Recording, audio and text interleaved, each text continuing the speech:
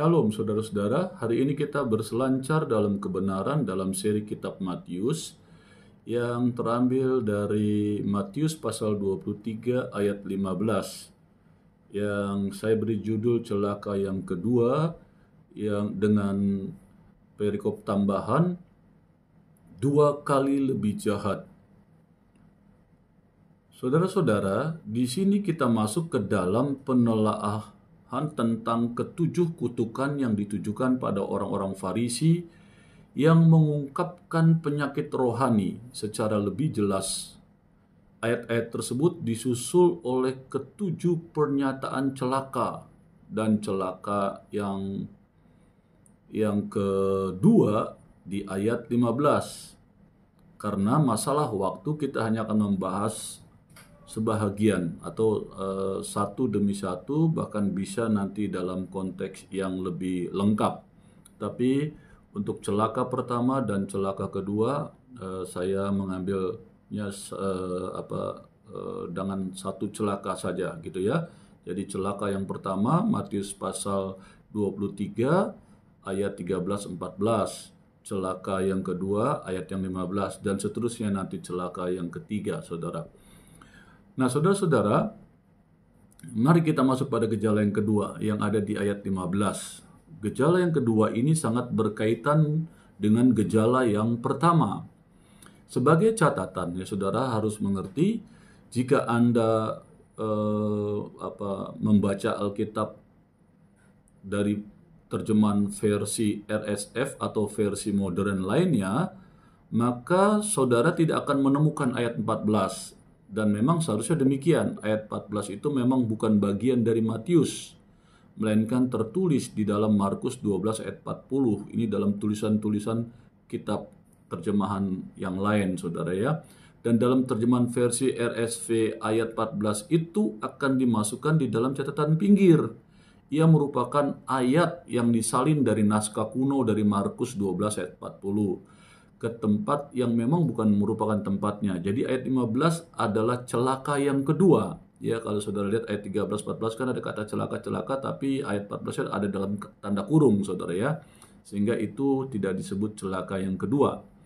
Nah, saudara saya bacakan ayat 15-nya untuk perikop yang sekarang.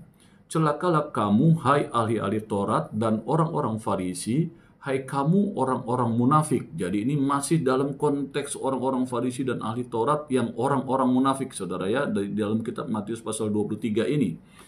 Sebab kamu mengarungi lautan dan menjelajah daratan untuk mentobatkan satu orang menjadi penganut agamamu, dan sesudah ia bertobat, kamu menjadikan dia orang neraka yang 2 kali lebih jahat daripada kamu sendiri. Tak ada manusia yang begitu dimusuhi, saudara, kecuali orang Yahudi, memisahkan diri dari bangsa lain karena yakin bahwa mereka adalah bangsa pilihan dan menganggap manusia di luar orang Yahudi adalah orang kafir. Dan prakteknya dalam kehidupan mereka, orang-orang Yahudi ini tidak mau, saudara, menolong orang non-Yahudi dalam keadaan apapun, sekalipun sekedar menunjukkan jalan. Ketika ada orang yang bertanya, mereka tidak peduli, saudara, karena mereka memiliki dasar pengajaran yang seperti ini. Mereka adalah tidak mudah berhubungan dengan manusia-manusia lain atau orang-orang lain di luar orang Yahudi. Ketaatan mereka melaksanakan hari Sabat dan lain-lain ajarannya. Saudara-saudara, namun ada pula daya tariknya tentang orang-orang Yahudi ini. Ide tentang satu Allah tampil sebagai hal yang luar biasa ya bagi dunia saat itu yang percaya pada banyak dewa. Kemurnian etis dan standar moralitas Yahudi merupakan daya pikat di dalam dunia yang pada saat itu penuh dengan kebejatan moral. Ya, sampai sekarang juga demikian, saudara, kebejatan moral luar biasa, semakin bertambah-tambah. Khususnya bagi perempuan, saudara. Pada zaman itu, ya, perempuan itu hampir tidak ternilai, saudara. Akibatnya banyak orang-orang yang tertarik pada pengajaran atau agama Yudaisme. Ada beberapa kelompok orang yang tertarik pada Yudaisme, ya, yang disebut orang-orang yang pertama, orang-orang yang disebut orang-orang yang takut akan Allah. Nah, mereka ini menerima konsep satu Allah Mereka menerima hukum moral Yahudi, juga hukum seremonial, ya disunat, saudara, dan seterusnya. Penganut yang seperti ini banyak jumlahnya, saudara, dan mudah ditemukan ketika sedang mendengarkan dalam peribadahan dalam setiap sinagoge, saudara. Ya, mereka juga lah yang menjadi lahan yang paling subur, ya, dalam pengajaran untuk pengkabaran Injil dari Paulus, saudara. Misalnya, saudara, orang-orang Yunani yang saleh di Tesalonika, di dalam Kisah Rasul pasal 17 ayat 4. Nah, Paulus senang sekali mendatangi sinagoge orang-orang ini, saudara, orang-orang penganut Yahudi yang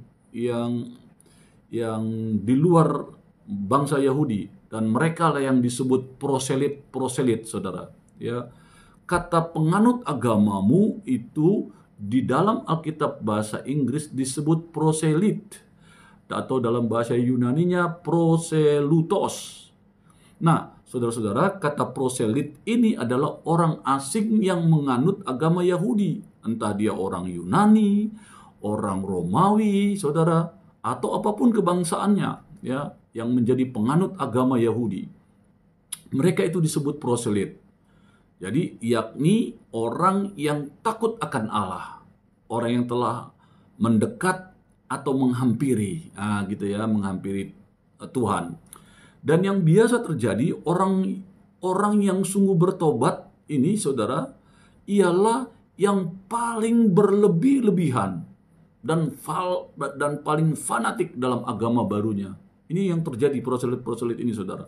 Lebih fanatik dalam hukum Taurat Yahudi ketimbang orang Yahudinya sendiri. Ya, ini luar biasa. Jadi saudara mengerti, umumnya orang-orang yang baru bertobat dan masuk agamanya yang baru, itu rata-rata orang-orang ini fanatiknya lebih daripada orang yang beragama, ya, yang sudah beragama, saudara, ya. Mereka fanatik luar biasa, bahkan lebih jelek sebenarnya kefanatikannya itu. Tapi ya, ini yang diajarkan. Kenyataannya demikian. Ketika orang masuk ke agama sesuatu, agama satu, contoh ke Yahudi, mereka kan lebih fanatik dari orang Yahudi. Agama yang lain juga demikian, saudara. Umumnya yang terjadi, ya, saudara. Nah, saudara, semangat kekristenan dalam penginjilan yang berapi-api belum tentu ada kaitan dengan kecintaan pada Allah. Jadi saya padankan dengan kekristenan karena kita berbicara dalam firman Allah yang Injili ini, ya, saudara, ya. Celaka yang kedua ini berkenaan dengan aspek, saudara, lainnya, semangat penginjilan, yang berapi-api. Nah, ini yang harus kita mengerti, ya, dalam prinsip kekristenan. Tadi orang-orang Yahudi, orang Farisi dan ahli Taurat yang semangat ke berbagai wilayah bangsa mencari orang yang untuk mau percaya kepada agama Yahudi, saudara, gitu ya. Nah, sedangkan kita dalam kekristenan, kita bersemangat mencari orang-orang untuk menjadi orang Kristen. Saudara, Anda datangi gereja-gereja dan mungkin Anda kagum pada semangat yang mereka tunjukkan pada kegiatan-kegiatan penginjilan. Saudara, ada penginjilan akhir pekabaran Injil, ada basar penginjilan, ada acara penginjilan ini dan itu. Saudara-saudara, ini mereka menyisiri seluruh daratan, lautan, mereka datangi untuk dengan semangat penginjilan yang luar biasa dalam hidup mereka yang baru bertobat atau yang mulai melayani penginjilan ini. Pendeta tampil dan mendorong kita, saudara, untuk menginjil, ya, mendorong kita untuk pergi ke tengah-tengah rimba Afrika atau ke daerah es kutub di utara lalu menginjil di sana. Dan di mana-mana kegiatan penginjilan adalah tanda dari vitalitas penginjilan gereja yang hidup. Bukankah demikian?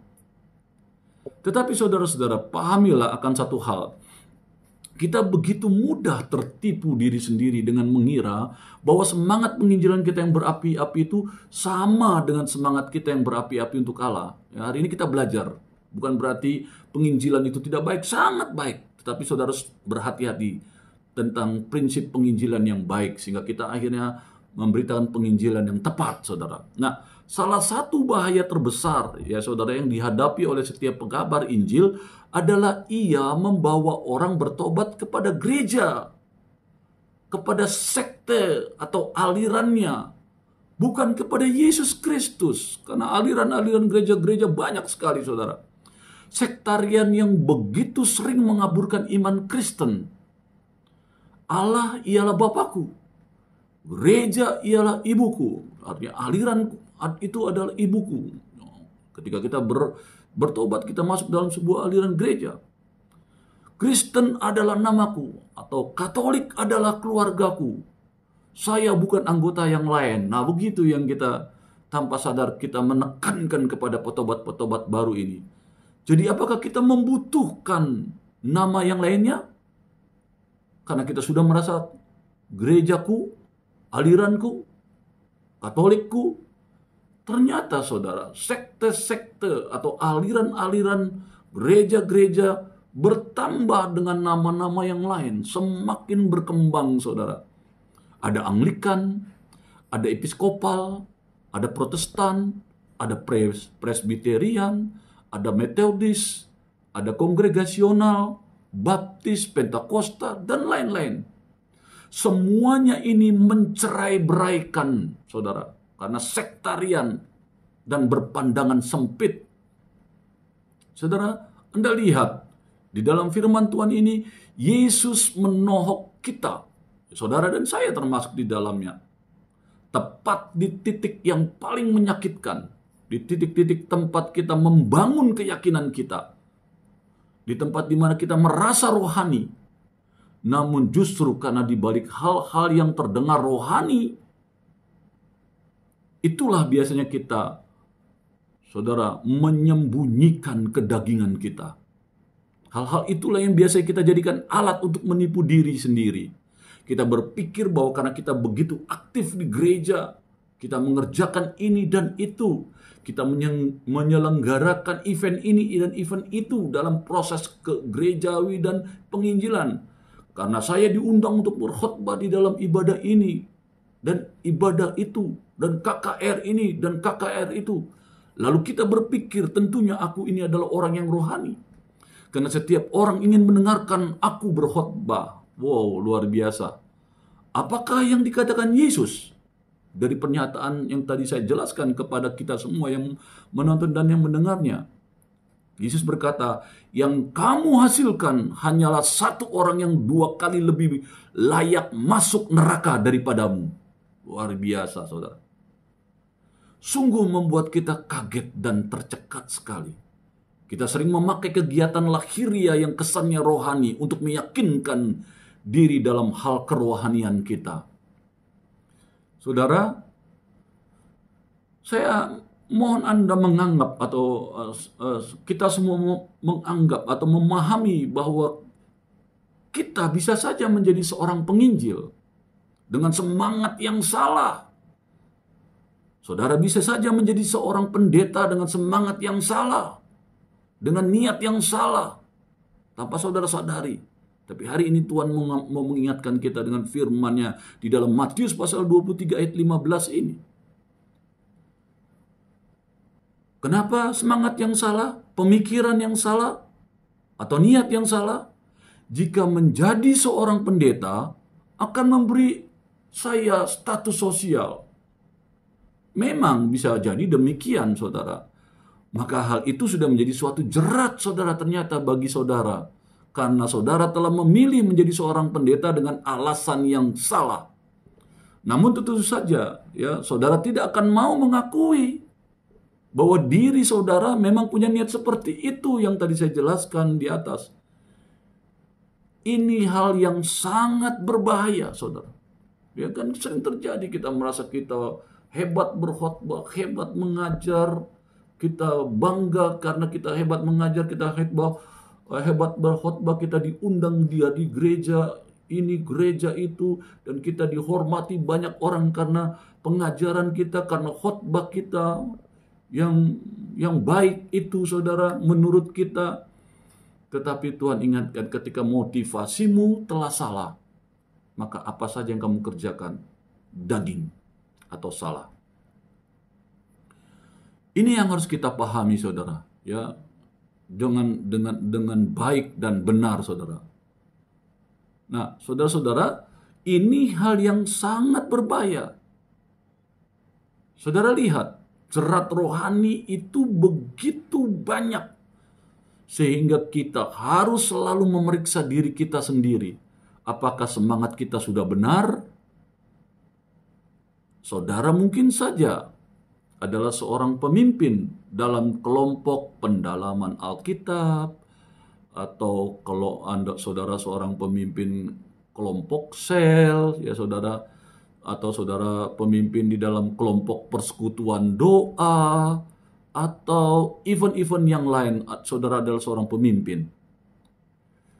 Anda seorang pemimpin, atau Anda orang penting, dan oleh karena itu Anda berpikir bahwa Anda selamat, Anda orang yang pasti mendapatkan keselamatan,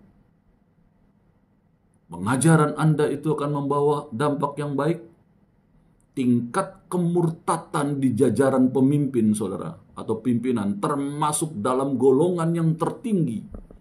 Karena mereka cenderung melangkah menuju lubang jebakan itu tanpa kewaspadaan. Hati-hati. Sombong karena jabatan sebagai gembala, sebagai pendeta, sebagai pelayan jemaat, sebagai penginjil, sebagai ketua pendalaman Alkitab, sebagai ketua kelompok sel, macam-macam kepemimpinan yang saudara percayakan.